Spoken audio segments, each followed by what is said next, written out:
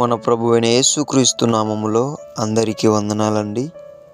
ఈరోజు దేవుని మాటలు ప్రసంగి గ్రంథము 7వ అధ్యాయము 7వ వచనము.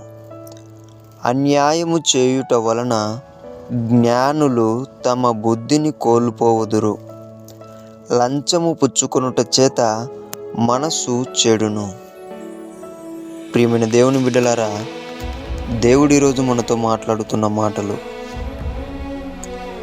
మన బుద్ధిని మనము కోల్పోకూడదు, అలాగనే మన మనస్సును చెరుపుకోకూడదు.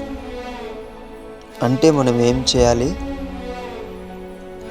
ఒకటి, మన బుద్ధి కోల్పోకుండా ఉండాలి అంటే అన్యాయము చేయకుండా న్యాయమైనది చేస్తూ మనం ఉండినప్పుడు మన బుద్ధిని మనము కాపాడుకుంటాం.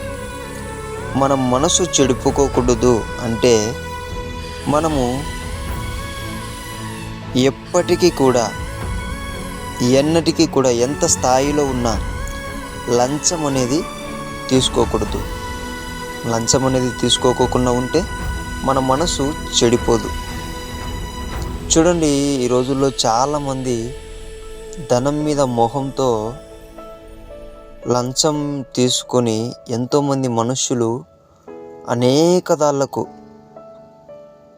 మటకాలకొని, ఇంకా మంగతాయలని, ఇంకా చాలా వ్యసనాలని చెప్పేసి మనస్సును ఏం చేసుకుంటున్నారు? చెరుపుకుంటున్నారు. ఇలాగా ప్రియమైన దేవుని బిడ్డలారా, బుద్ధిని కోల్పోకూడదు, మన మనస్సును చెరుపుకోకూడదు. అలాగ ఉంటే దేవుని దృష్టిలో నీవు ఎప్పటికీ ఒక గొప్ప వ్యక్తిలాగా ఉంటావు. ప్రియ దేవుని బిడ్డలారా, మన బుద్ధిని మనం కోల్పోకుండా, మన మనసును మనం చెరుపుకోకుండా, లంచము తీసుకోకుండా, మనము అన్యాయము చేయకోకుండా దేవుని ముందర మనం కనిపించాలని దేవుని పట్ల మనవి చేసుకుంటున్నాను.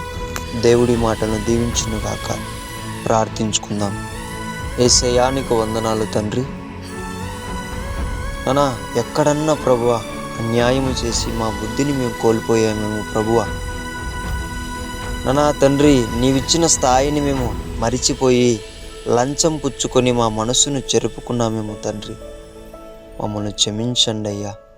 తండ్రి, అన్యాయము చేయకోకుండా న్యాయమేది చేసి నిన్ను మహిమపరిచే బిడ్డగా, లంచము తీసుకోకుండా మనసును పవిత్రంగా ఉంచుకుండే నీ బిడ్డగా మమ్మల్ని తయారు చేయమని యేసు నామములో ప్రార్థిస్తున్నాము తండ్రి. ఆమేన్.